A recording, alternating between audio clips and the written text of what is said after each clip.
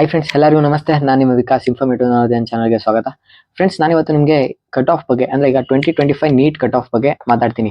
ಯಾಕೆ ಈ ವಿಷಯ ಮಾತಾಡ್ತಿದ್ದೀನಿ ಅಂದರೆ, ಒಬ್ರು ಕಮೆಂಟ್ ಹಾಕಿದ್ರು. ಕಮೆಂಟಲ್ಲಿ ಏನಂತ ಕೇಳಿದ್ರು ಅಂದರೆ, ನಮಗೆ ಸೇಫೆಸ್ಟ್ ಸ್ಕೋರ್ನ ತಿಳಿಸ್ಕೊಡಿ ಅಂತ.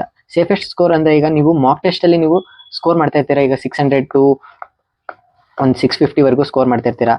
ಓಕೆ, ಅಂದ್ರೆ ನಿಮಗೆ ಸೇಫೆಸ್ಟ್ ಸ್ಕೋರ್ ಬೇಕಾಗಿರುತ್ತೆ. ಅಂದ್ರೆ ಈ ವರ್ಷ ಕಾಂಪಿಟೇಷನ್ ಎಲ್ಲ ಹೇಗಿದೆ ಅಂತ ತಿಳ್ಕೊಬೇಕಂತ ನಿಮ್ಮ ಮನಸ್ಸಲ್ಲಿ ಕಾಡ್ತಾ ಇರುತ್ತೆ. ಸೊ ನಾನಿವತ್ತು ನಿಮಗೆ ಟಾಪ್ 3 ಕಾಲೇಜಸ್ ಅಂದ್ರೆ ನಿಮ್ಗೆ ಡ್ರೀಮ್ ಇರೋಂಥ ಕರ್ನಾಟಕದ ಟಾಪ್ 3 ಕಾಲೇಜಸ್ ಕಟ್ ಆಫ್ ನ ತೋರಿಸ್ತೀನಿ. ಅಂದ್ರೆ ಮೋಸ್ಟ್ ಎಕ್ಸ್ಪೆಕ್ಟೆಡ್ ಕಟ್ ಆಫ್. ನಿಮ್ಗೆಲ್ಲರಿಗೂ ಗೊತ್ತಿರೋ ಹಾಗೆ ನಾನು already 2 to 3 videos cut off ಮೇಲೆ ಮಾಡಿದ್ದೆ, ತುಂಬಾ ವೈರಲ್ ಆಗಿತ್ತು. So same type of video ಮಾಡ್ತಾ ಇದ್ದೀನಿ. ಅಂದ್ರೆ ನಾನು ಇನ್ನ ಕಟ್ ಆಫ್ ಬರ್ದೇ ಇರೋಕ್ಕೂ ಮುಂಚೆನೆ ನಿಮ್ಗೆ ಕಟ್ ಆಫ್ ನ ತೋರಿಸಿದೆ. ಆಲ್ಮೋಸ್ಟ್ ಸೇಮ್ ಇತ್ತು ಅದಾದ್ಮೇಲೆ ಬಂದಿರೋಂಥ cut off. So same way ನಾನು ಅಂದಾಜ್ ಹಾಕಿ ಈಗ ಈ ವರ್ಷ ಕಟ್ ಆಫ್ ಏನಾಗ್ಬೋದು ಅಂದ್ರೆ ಕಾಂಪಿಟೇಷನ್ ನ ಫಸ್ಟ್ ಅನಲೈಸ್ ಮಾಡಿ ನಿಮ್ಗೆ ಕಟ್ ಆಫ್ ಎಷ್ಟಾಗ್ಬೋದು ತೋರಿಸ್ತೀನಿ. ಅಂದ್ರೆ ಫಸ್ಟ್ ಈಗ BMC, SABBMCRI ಮತ್ತೆ MMC ಕಟ್ ಆಫ್ ನ ತೋರಿಸ್ತೀನಿ. ಅದಾದ್ಮೇಲೆ ಲಾಸ್ಟ್ ಅಂದ್ರೆ ಅಟ್ಲೀಸ್ಟ್ ಸ್ಕೋರ್ ನೀವು ಎಷ್ಟು ಮಾಡ್ಬೇಕು ಒಂದು ಗೌರ್ಮೆಂಟ್ ಕಾಲೇಜ್ಗೆ ರೀಚ್ ಆಗ್ಬೇಕಂತ, ಅದನ್ನು ನಿಮ್ಗೆ ತೋರಿಸ್ತೀನಿ. ಲಾಸ್ಟ್ ಅಲ್ಲಿ ತೋರಿಸ್ತೀನಿ. ಫಸ್ಟ್ ಎಕ್ಸ್ಪ್ಲೈನ್ ಮಾಡ್ತೀನಿ ಕಟ್ ಆಫ್ ಈ ವರ್ಷ ಲೋ ಆಗುತ್ತಾ ಇಲ್ಲ ಜಾಸ್ತಿ ಆಗುತ್ತಾ ಅಂತ ಫಸ್ಟ್ ಎಕ್ಸ್ಪ್ಲೈನ್ ಮಾಡ್ತೀನಿ. ಈಗ ಕಟ್ ಆಫ್ ಬಂದು ಒಂದು ಲೋ ಆಗ್ಬೇಕಿಲ್ಲ ಹೈ ಆಗ್ಬೇಕು. ಮೋಸ್ಟ್ ಪ್ರೊಬಬ್ಲಿ ಯಾವಾಗ್ಲೂ ಲೋ ಆಗೇ ಇಲ್ಲ, ಯಾವಾಗ್ಲೂ ಹೈ ಆಗ್ತಾ ಹೋಗುತ್ತೆ. ಇದು ನಿಮ್ಗೆ ಎಲ್ಲರಿಗೂ ಗೊತ್ತು, ನನಗೂ ಗೊತ್ತು, ಎಲ್ಲರಿಗೂ ಗೊತ್ತು. ಈಗ ಒಂದಷ್ಟು ಪಾಯಿಂಟ್ಸ್ ಗಳ ಆಡ್ ಮಾಡ್ತಾ ಹೋಗ್ತೀನಿ. ಕಟ್ ಆಫ್ ಹೈ ಆಗ್ಬೇಕಂದ್ರೆ ಏನಿರ್ಬೇಕು?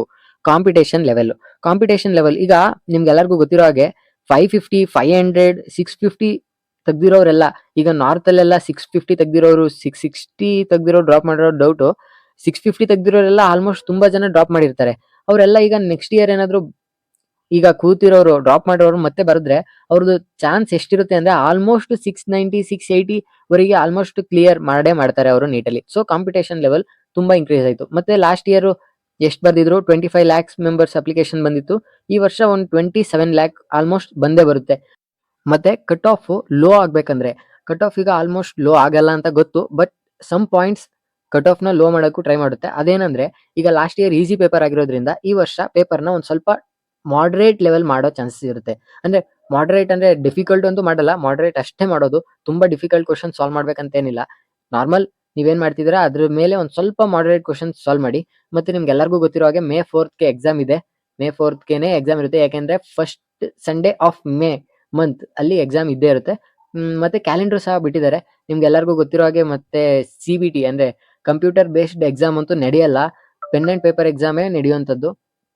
ಸೊ ನೀವು ಮೆಂಟಲಿ ಪ್ರಿಪೇರ್ ಆಗಬೇಕು ಪೆನ್ ಅಂಡ್ ಪೇಪರ್ಗೆನೆ. ಓಕೆ, 2 ಫೇಸ್ ಅಲ್ಲಿ ನಡೆಯುತ್ತೆ, ಅದು ಇದು ಏನೇನೋ ಹೇಳ್ತಿದ್ರಲ್ಲ ಅದು ಆಲ್ಮೋಸ್ಟ್ ನಿಲ್. ಏನಾದ್ರು ಮಾಡ್ತೀನಿ ಅಂದ್ರೂ ಅದು 2026 ಮೇಲೆ ಸ್ಟಾರ್ಟ್ ಮಾಡ್ಬೋದು. ಈಗ ಸದ್ಯಕ್ಕೆ ಅದೆಲ್ಲ ಮಾಡಲ್ಲ.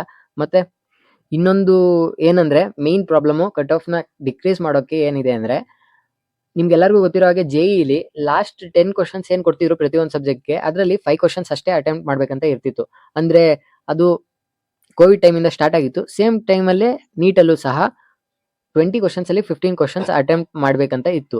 ಸೊ ಈಗ JEE ಆಲ್ರೆಡಿ ತೆಗ್ದಾಕಿದ್ದಾರೆ. ಅಂದ್ರೆ ನೀಟಲ್ಲಿ ಇನ್ನೂ ಅಫಿಷಿಯಲ್ ಆಗಿ ಅನೌನ್ಸ್ ಮಾಡಿಲ್ಲ ಅದನ್ನ ತೆಗ್ದಾಕ್ಬೇಕಂತ, ಬಟ್ ಇದು ಪಕ್ಕ ಆಗಂತ ನ್ಯೂಸು. ಸೊ ನೀವೇನಾದ್ರೂ ಫುಲ್ ಸಿಲೆಬಸ್ ಟೆಸ್ಟ್ ಏನಾದ್ರು ಅಟೆಂಪ್ಟ್ ಮಾಡ್ತಿದ್ರೆ ನೀವೇನ್ ಮಾಡ್ಬೇಕಂದ್ರೆ 180 ಕ್ವಶನ್ಸ್ ಅಷ್ಟೇ ಅಟೆಂಪ್ಟ್ ಮಾಡೋದು. ಅಂದ್ರೆ ಹೇಗೆ 180 ಕ್ವಶನ್ಸ್ ಅಟೆಂಪ್ಟ್ ಮಾಡೋದು ಅಂದ್ರೆ, ಈಗ ಲಾಸ್ಟ್ 20 ಕ್ವಶನ್ಸ್ ಏನಿರುತ್ತೆ ಫಸ್ಟ್ 15 ಕ್ವಶನ್ಸ್ ಅಷ್ಟೇನೆ, ಇಲ್ಲ ಅಂದ್ರೆ ಲಾಸ್ಟ್ 15 ಕ್ವಶನ್ಸ್ ಅಷ್ಟೇನೆ ಅಟೆಂಪ್ಟ್ ಮಾಡಬೇಕು.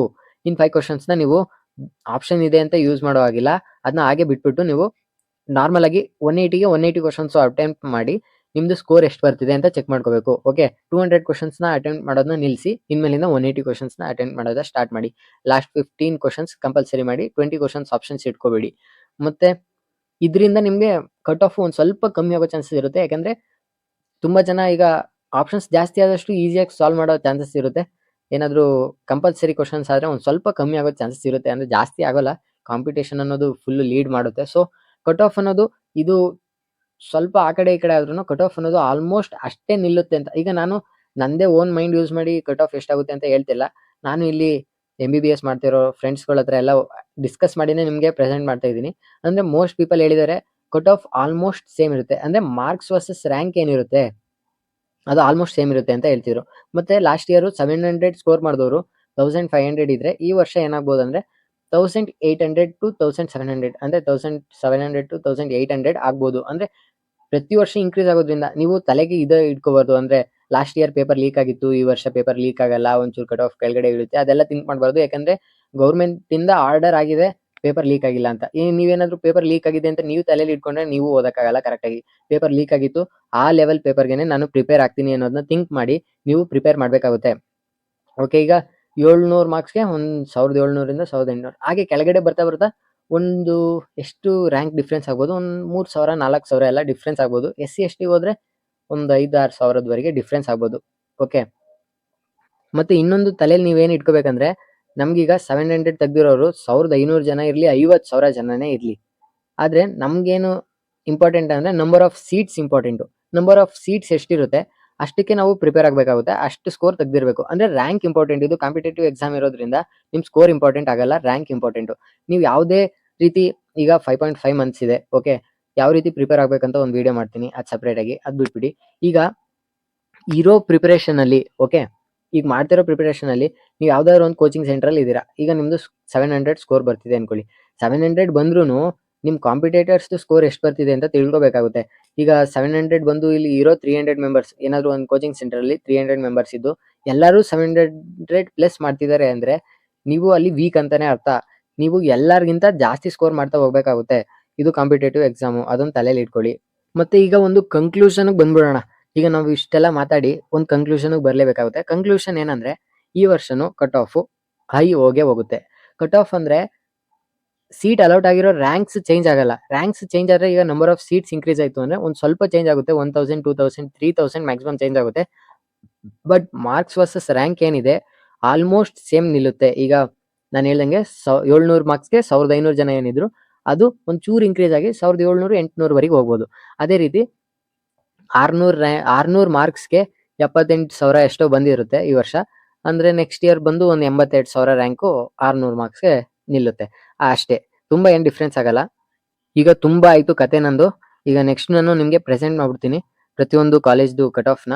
ಅಂದ್ರೆ ಆಲ್ಮೋಸ್ಟ್ ಸೇಫೆಸ್ಟ್ ಕಟ್ ಆಫ್ನು ಸಹ, ಗೌರ್ಮೆಂಟ್ ಕಾಲೇಜ್ ಸಿಗ್ಬೇಕಂದ್ರೆ ಸೇಫೆಸ್ಟ್ ಕಟ್ ಆಫ್ನು ಸಹ ನಾನು ನಿಮ್ಗೆ ಪ್ರೆಸೆಂಟ್ ಮಾಡ್ತೀನಿ.